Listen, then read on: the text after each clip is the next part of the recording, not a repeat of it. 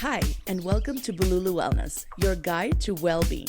Here, we simplify health with practical and easy-to-use tools to help you live a healthier life.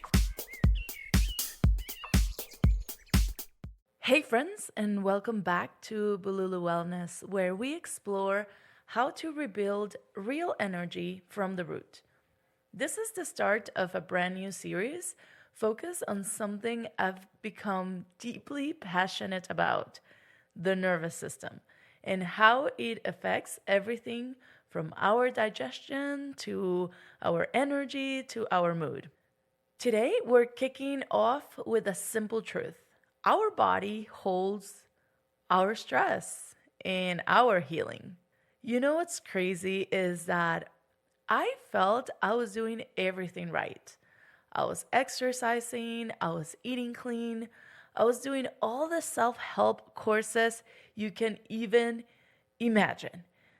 Journaling, growing, learning, always signing up for the next thing, chasing the next certification, launching the next project, working on my website. All great things. People saw me as a high achieving person, but underneath it all, I was completely disconnected from my body. You see, I did not know that high achievers often disconnect from their bodies and they don't understand the signals of stress. What I did not know at the time is that I was in a freeze state. Yep, it is called a functional freeze, and I had no idea. I'm pretty sure if you're listening to this and you are a high achiever person, maybe you might be in a functional freeze. I don't know. But because freeze doesn't always look like lying on the couch, unable to move, sometimes it truly looks like high performance. Sometimes it looks like never stopping. You know, that person that is always in projects after projects, certifications, degrees, all the things.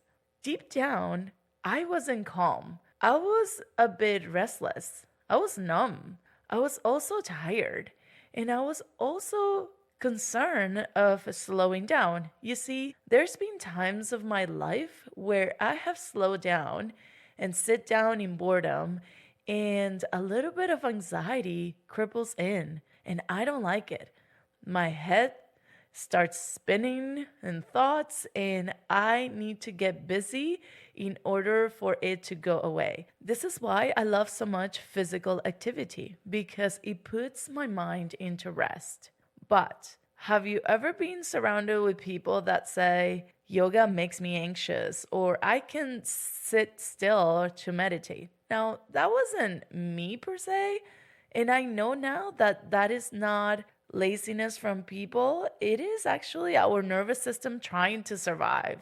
When people say that to me, I totally understand. I've been there, done that. Not per se with yoga or meditation, but I understand when you finally stop everything, how things can feel uncomfortable. If you have ever felt bored, uncomfortable, or agitated when things get quiet, today we're gonna unpack why that happens and how it might actually be our bodies trying to protect us. Let's talk about stress. We often think of stress as just being overwhelmed, anxious, or super busy, but it's more than that. Stress is anything that signals the body that is not safe. This could look like skipping meals, pushing through exhaustion, constant people pleasing, chronic inflammation or unresolved trauma, and even just not having space to rest. I have talked many times with people that tell me they don't have a single second to stop and breathe. Our nervous system responds by shifting into survival mode. So here's the deal. I've been diving into Dr. Amy's, the creator of Biology of Trauma, and I love how she breaks down the progression of the nervous system. Number one, regulated state, which is the safe and connected. We feel present, we feel grounded, our digestion works, our energy is steady, and this is where healing really and connection happen. The second state will be fight or flight, which is immobilized survival. This is where we feel anxious, wired, and constantly on. Cortisol and adrenaline spike, and this is where digestion slows down too, and sleep can get light or interrupted. State number 3, the overwhelm. The stuck on by shutting down. This is when we are exhausted but still functioning. We're foggy, numb, irritable, and often disconnected from our bodies. This is the precursor of freeze, a major red flag that our body is trying to protect us, but we're still pushing. And then there's the freeze, the shutdown or the collapse, which everything slows down. Energy tanks, emotions feel distant. This is often mistaken for laziness or depression, but it's our biology. So it's not like we're failing, it's just the body's being smart.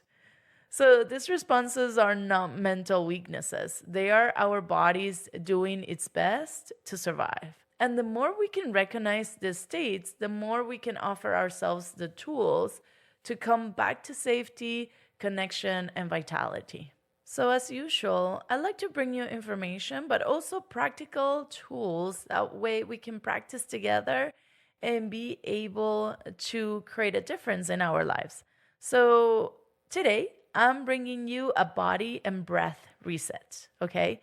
This is going to be a 1 to 2 minute practice that you can do on your own all the time. 1, we can do a body scan. You can close your eyes and gently bring awareness to your jaw, your neck, your shoulders, your hands.